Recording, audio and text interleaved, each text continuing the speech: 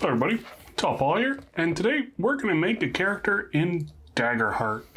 Daggerheart came out last Tuesday. I've had the pleasure of getting it on the table, but I want to go over the steps of character creation. 1, to burn them into my brain, and 2, to help anybody else who's going through this process and needs a visual aid, as I often do. So let's get right into it. All right, we're going to open up our Daggerheart books right up to page 13, chapter 1, character creation. So the first thing this is going to want us to do is to choose our class. There is a fantastic kind of description of the different classes on the next couple of pages. For this video, I already know that I want to make a guardian, so it's going to be stalwart or vengeance. Playing a stalwart, if you want to take heavy blows and keep fighting, play the vengeance if you want to strike down enemies who harm you or your allies.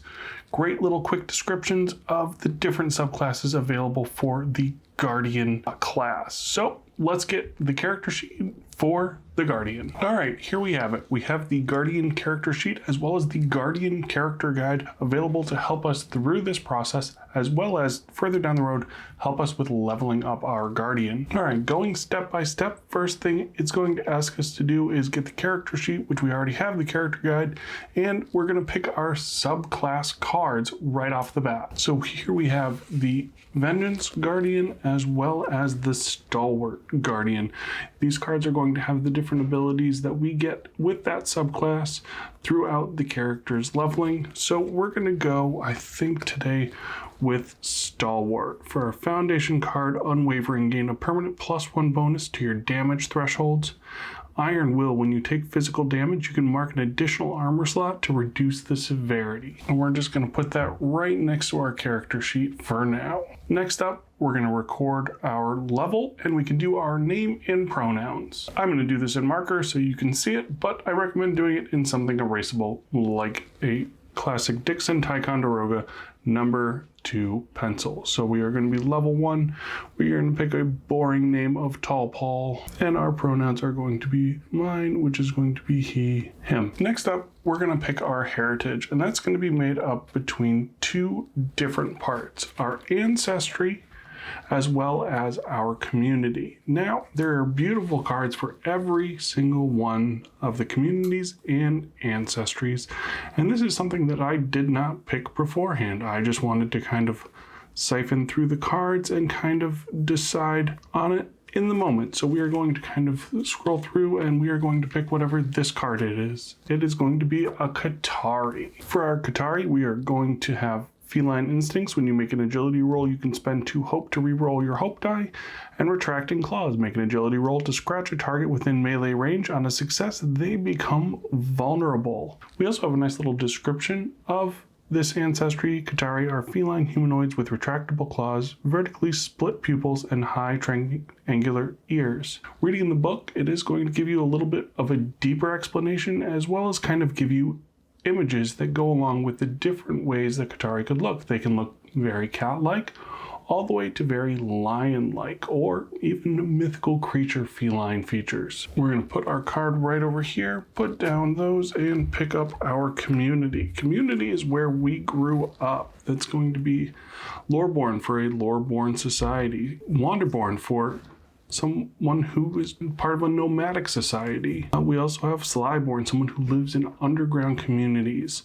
So again, we didn't pick any of these. We're going to go with this one. We are Slyborn. Being part of a Slyborn community means you come from a group that operates outside the law, including all manner of criminals, grifters, and con artists. The ability with this is Scoundrel. You have advantage on rolls to negotiate with criminals, detect lies, or find a safe place to hide. All right, we're going to throw this aside and write down that we are Qatari Slyborn, and our subclass is Stalwart. All right, now that we have the basics, let's assign our character traits. Step 3 in the character creation guide. Now, if we look over here in the character guide, it does give us suggested traits, which is what we're going to go with today. We're going to put our +1 in agility, our +2 in strength, a -1 in finesse, 0 in instinct, +1 in presence, and our 0 in knowledge. Now you can put these anywhere, but the spread is always going to be the same. You're going to get a +2, 2 +1s, 2 zeros, and then 1 -1. On to step 4, and that's going to be recording additional character information. So we're going to mark our evasion, and for a guardian, that's going to start at 9. I'm going to put this to the left because we might have some pluses or minuses to that, depending on which armor we select. Next up, we're going to mark our hit points and stress. There's no modifiers to our hit points and stress right now. Sometimes you would get that through your Ancestry or through your community. So we have 9 for our evasion, we have our hit points marked, we have our stress points marked. Perfect. Next up, hope and fear. As a player, we start with 2 hope, and I'm going to use the gems that came with Daggerheart to mark my hope right there. Now, each class has a hope ability that they're able to use. Spend 3 hope. Mine is frontline tank. Spend 3 hope to clear 2 armor slots. Next up, step 5, choose your starting equipment. Now, I have suggested starting equipment right here, and today I'm going to use these things. So for our suggested weapon, we have Battle Axe. It's going to be strength and melee, and then damage type and dice, it's going to be D10 plus 3 physical, and that is going to be 2-handed. Perfect. For our suggested armor, we have chainmail armor. So we're going to write that in right now. Our base thresholds are going to be 7 and 15. We have a base score of 4. Now that is where we're going to go back up over here. That's going to be our base score. And then we're just going to outline these. Now you can use tokens or something erasable to mark these slots as you use them, but those are my available slots. So with chainmail as our armor, it is going to give us our thresholds, which are 7 and 15 base. But if you remember, as part of our stalwart feature, we get to add a permanent +1 to those damage thresholds. So they will be 8 and 16, and we're going to mark them in right here. Like I said before, this chainmail is also going to give us a -1 to our evasion. So our evasion is not going to be an 8. Normally I would be erasing this, but we're going to cross it off and go down to the 8. In addition to that, we're going to take our initial inventory. Our initial inventory is written right here, and we are just going to write it right over here. We're going to take a torch, 50 feet of rope, and a handful of gold, which we can mark right here. Again, I would do this in pencil so that you can add and subtract as you gain gold or spend it on various things in the world. Then I get to choose between a minor health potion or a minor stamina potion, and either a totem from my mentor or a secret key. We're going to go with a health potion, and for me, I like to write these things on the right. These are consumables normally, and then this would be things that I would just have as inventory. So we have our health potion, and then I'm going to do a secret key. Excellent. So we now have our inventory. We have put on our primary weapon and our armor. We have created our damage thresholds. Let's move on to step 6. Step 6 is something I recommend you do with your party at character creation. If you're doing a session 0 or you're having just like a character creation session, that is the spot where you should really start to develop your background. You want to make sure it aligns with the campaign frame you're using in Daggerheart and the story you and the game master are attempting to tell. Now, you can create your experiences beforehand or during character creation. Experiences can be things from your background, different characteristics, specialties, skills, or phrases. These experiences are things that you are able to use during the game to help improve scores. Normally, you're going to take your ability scores, you're going to add any modifiers to that. So say I was making a strength roll, I would be adding +2 to that, and then I could spend a hope to add an experience to that if I had something that was relevant to the task. Let's say, as part of my background, I won an award for powerlifting or bodybuilding, and it was the Mr. Olympiad. So I'm just gonna write in my experience, Mr. Olympia. So I get a +2 to that. So as part of my Mr. Olympia, if I was making that strength roll, I could say I was Mr. Olympia and add that experience to that roll to try to move that boulder or break down that door. All right, I'm gonna pick something punny and that are relevant to my ancestry and community. I'm going to say I was a cat burglar. So I'm just going to write on here that Cat Burglar as my other experience with a +2. So now we've created our experiences. Next up, we're going to select our domain cards. Now, our domain symbols are at both the top of our subclass card as well as the top of our character sheet.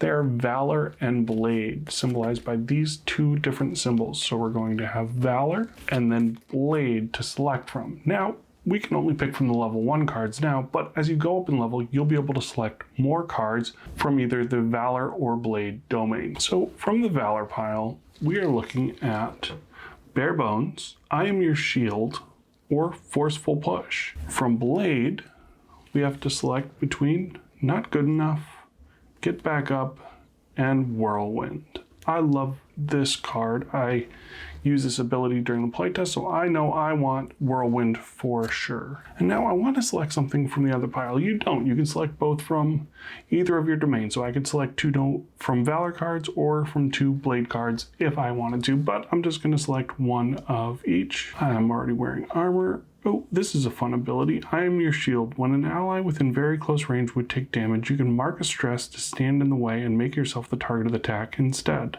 When you take damage from this attack, you can mark any number of armor slots. So already playing into some of the other things that I'm getting as part of my class, subclass, and the equipment I already have attached to my character. Going on to step 9, we're going to create our connections, and that is something that you have to do with the other players in your game. Here we have your connection questions. How did I save your life the first time we met?